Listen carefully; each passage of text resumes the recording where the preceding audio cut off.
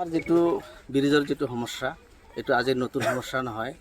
Sir ইতিমধ্যে কৈয়ে গ'ল ভাৰতবৰ্ষ যেতিয়া আমাৰ স্বাধীন হ'ল তাৰ পিছৰ পৰা আজি পৰ্যন্ত ইয়াত কোনো ধৰণৰ দলং হোৱা নাই।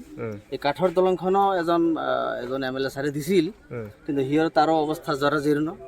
আজি বহুত দিনৰ পৰাই আমি বহুত কষ্টেৰে অহা যোৱা কৰি আছোঁ। আমাৰ এই অঞ্চলৰ যিমান ছাত্ৰ ছাত্ৰীসকল আছে, ভোমৰাবিলত যাব লাগে, গোসাইগাঁৱত যাব লাগে, শ্ৰীৰামপুৰত যাব লাগে। আফটাৰ আমাৰ ইয়াৰ পৰা একেবাৰে নিয়াৰেষ্ট 31 চি যেটো হাইৱে ইয়াত কানেকশ্যন পাবলৈ এইটো ব্ৰিজ দি পাৰ হ'ব লাগিব।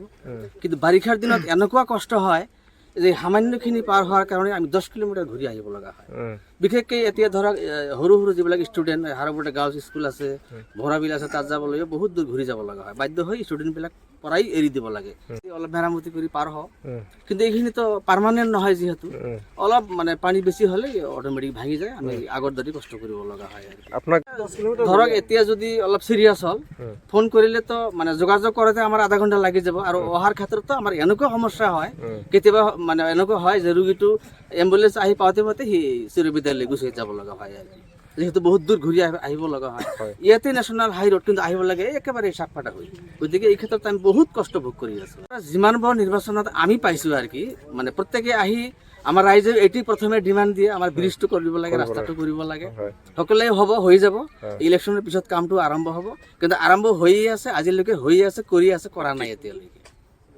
তো যি কি নহওক, বৰ্তমান আমাৰ খুব ভাল এটা পদক্ষেপ লৈছে, ভাল লাগিছে। আমাৰ বৰ্তমানৰ যিজন MLA ছাৰ জিৰেণ বসুমতাৰী ছাৰ, এখেতে ফৰৱাৰ্ডিং কৰিও আমাৰ এইটো RCC ব্ৰিজৰ কাৰণে পঠাই দিছে। সেইটো অলপ আগত আমাৰ ছাৰ আহি গ'ল, EM ছাৰো আহিছিল, উজ্জ্বল হাজৰা ছাৰ।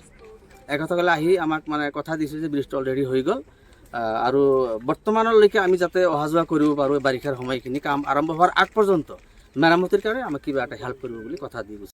আমাৰ আগত যিটো 28 নম্বৰ গোসাইগাঁও সমষ্টি আছিলে, বৰ্তমান 1 নং গোসাইগাঁও সমষ্টি, ইয়াতে বহুত কাঠৰ দলং হৈ আছে আগৰ পৰাই। যিমানবোৰ দলং আছিলে আমাৰ উডেন ব্ৰিজ আছিলে, কিন্তু আজিলৈকে সম্পূৰ্ণ আমি ৰিপ্লেচ কৰিব পৰা নাই। কাৰণ অসম চৰকাৰৰ চেষ্টা চলাই আছে যিমানবোৰ উডেন ব্ৰিজ আছে এইবিলাকক কংক্ৰিট কৰিবৰ কাৰণে। আকৌ যেনেকুৱা ধৰণৰ ৰাইজে চেষ্টা চলাই আছে, ঠিক তেনেকৈ ময়ো আমাৰ সমষ্টিত যিমানবোৰ মানে তেনেকুৱা উডেন ব্ৰিজ আছে অলৰেডি হিচাপটো আমি পঠাই দিছোঁ। ইয়াৰে বৰ্তমান 5খনমান ব্ৰিজ অলৰেডি টেণ্ডাৰ হৈ গৈছে। ইয়াৰ ভিতৰত আমি য'ত ইয়াত হাৰাফুটাত আমি থিয় হৈ আছোঁ, এইটো অলৰেডি টেণ্ডাৰ হৈ গ'ল। গতিকে ৰাইজৰ যিটো দুখ দুৰ্গতি এইবিলাকক মষিমূৰ কৰিবৰ কাৰণে বা নাইকিয়া কৰিবৰ কাৰণে আমি সদায় চেষ্টা চলাই আছোঁ। আৰু এই বেলিত আমাৰ অসমৰ সন্মানীয় মুখ্যমন্ত্ৰী ডক্টৰ হিমন্ত বিশ্ব শৰ্মা দেৱেও বহুতো প্ৰচেষ্টা চলাই আছে, আৰু তেখেতৰ প্ৰচেষ্টা বহুত কাম কৰি আছে। আৰু ইয়াৰ উপৰিও আমাৰ BTR প্ৰধান প্ৰমোদ বড়ো ডাঙৰীয়াৰ, যিহেতুকে এইটো আমাৰ BTR অঞ্চল হয়, তাৰ কাৰণে বহুতো যিবোৰ কাম কৰিবলগীয়া আছে, বিশেষকৈ আদিতিকে ৰাস্তাবোৰ মেৰামতি কৰিবৰ কাৰণে এইবোৰ কামটো এতিয়া ধৰি আছে আৰু কৰিও আছোঁ। এই চাৰে চাৰিটা বছৰত আমাৰ BTR চৰকাৰে বহুতো কাম কৰিছে। আজি চাওক, আমি আমাৰ সন্মানীয় BTR EM উজ্জ্বল হাজৰা ডাঙৰীয়াৰ লগত আমি আজি বহুত জেগা ঘূৰিছোঁ। ঠিক তেনেকুৱাকৈ বহুত জেগাত ৰাইজে মানে অসুবিধা পৰি আছে। এইবিলাকক কেনেকুৱাকৈ আমি নিৰ্মূল কৰিব পৰা যায়, বা এই বাৰিষাটো পাৰ হ'বৰ কাৰণে কি মেজাৰ ল'লে এইটো ঠিক কৰা হ'ব, এইটো আমি চাই আছোঁ। গতিকে এই যিটো দলঙৰ দুৰ্বস্থা অৱস্থা, এইটো যিহেতুকে বাৰিষাৰ পিছতে কামটো আৰম্ভ হ'ব। গতিকে এই বাৰিষাৰ সময়ত অহা যোৱা কৰিবৰ কাৰণে ৰাইজ তথা আমাৰ ছাত্ৰ ছাত্ৰীসকলৰ সুবিধাৰ্থে টেম্পৰাৰীলি যিকোনো এটা কৰিবৰ কাৰণে আমি ঠিক কৰি লৈছোঁ। এনেকুৱা কথা যে আমাৰ ভাৰত স্বাধীন হোৱাৰ পিছত এতিয়া মানে ধৰি লওক প্ৰায় 78 বছৰ হৈ গ'ল, কিন্তু এই অঞ্চলৰ ৰাইজে বহুত ভুক্তভোগী হৈ আহিছে। প্ৰত্যেক বছৰে তেখেতসকলে এইখন নদী যিটো আছে সেইখনত মানে বাৰিষাৰ দিন আহিলে তেখেতসকলে বহুত অৱস্থা বেয়া হৈ যায়, জৰ্জীৰ্ণ অৱস্থা হৈ যায়। বিশেষকৈ বহুত ইয়াৰ পৰা ল'ৰা ছোৱালীবিলাক স্কুললৈ যায়, তেখেতসকলৰ অৱস্থা বেয়া হয়। আৰু সেই মৰ্মে আমি এতিয়া বিশেষকৈ এই অঞ্চলখনত কি ধৰণে উন্নতি কৰিব পাৰোঁ, আমাৰ লোকাল বিধায়ক জিৰেণ বসুমতাৰী ডাঙৰীয়া আছে, আৰু আমি BTR চৰকাৰ হিচাপেও আছোঁ, প্ৰয়াস চলাই আছোঁ যে আমাৰ এইখন অঞ্চল কেনেকুৱা উন্নতিৰ পথত আগুৱাই লৈ যাব পাৰিম। আৰু ভাল খবৰটো হ'ল যে আমাৰ জিৰেণ বসুমতাৰী আমাৰ বিধায়ক ছাৰৰ নেতৃত্বত এইখন দলং অলৰেডি মানে আমাৰ টেণ্ডাৰ হৈ গ'ল, অলৰেডি এপ্ৰুভ হৈ গ'ল। এপ্ৰুভ হোৱাৰ পিছত টেণ্ডাৰ হৈ গ'ল, এতিয়া কামখিনি আৰম্ভ হ'ব।